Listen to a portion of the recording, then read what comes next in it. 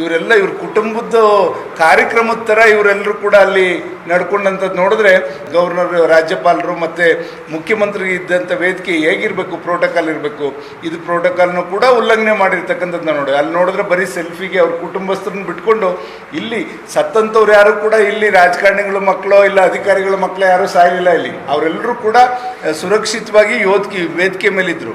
ಇಲ್ಲಿ ಪಾಪ ಅಮಾಯಕ ಕ್ರೀಡಾ ಪ್ರೇಮಿಗಳೇನು ರಾಜ್ಯದ ಮೂಲೆ ಮೂಲೆಯಿಂದ ಬಂದು ಇವತ್ತು ಈ ಒಂದು ಏನು ಕ್ರೀಡಾಪಟುಗಳನ್ನ ವೀಕ್ಷಣೆ ಮಾಡ್ಲಿಕ್ಕೆ ಬಂದಿದ್ರು, ಅಂಥ ಅಮಾಯಕರನ್ನ ಬಲಿ ಕೊಟ್ರಲ್ರಿ. ನಿಮಗೆ ನಾಚಿಕೆ ಆಗಲ್ವಾ ಈ ಥರ ನಡ್ಕೊಳ್ಳೋಕ್ಕೆ? ರಾಜ್ಯದ ಒಂದು ಹಿತಾಸಕ್ತಿನ ಮತ್ತು ಕ್ರೀಡೆಗೆ ಇರ್ತಕ್ಕಂಥ ಒಂದು ಹುಮ್ಮಸ್ಸನ್ನು ಕುಗ್ಸುವಂಥ ಕೆಲಸ ಈ ಸರ್ಕಾರ ಮಾಡ್ತಾಯಿದೆ. ಮೊದಲಿಗೆ ನಾವು ಯೋಚನೆ ಮಾಡಬೇಕು ಅಂದರೆ ಕ್ರೀಡೆಗೆ ಎಲ್ಲೂ ಕೂಡ ಇವರು ಪ್ರೋತ್ಸಾಹ ಕೊಡ್ತಿಲ್ಲ. ನಮ್ಮ ರಾಜ್ಯದಲ್ಲೇ ಕ್ರೀಡೆಗೆ ಎಲ್ಲಿ ಯಾರನ್ನು ಕಳಿಸಿದ್ರೆ ಸ್ವಾಮಿ ನೀವು? ರಾಷ್ಟ್ರ ಮಟ್ಟಕ್ಕೆ ಯಾರನ್ನು ಕಳಿಸಿದ್ರೆ ಕ್ರೀಡೆಗೆ? ನಮ್ಮ ಜಿಲ್ಲೆ, ನಮ್ಮ ರಾಜ್ಯದಿಂದ? ಮತ್ತು ಒಲಿಂಪಿಕ್ಸ್ಗೆ ಎಷ್ಟು ಜನ ಹೋಗಿದ್ದಾರೆ ನಮ್ಮ ರಾಜ್ಯದಿಂದ?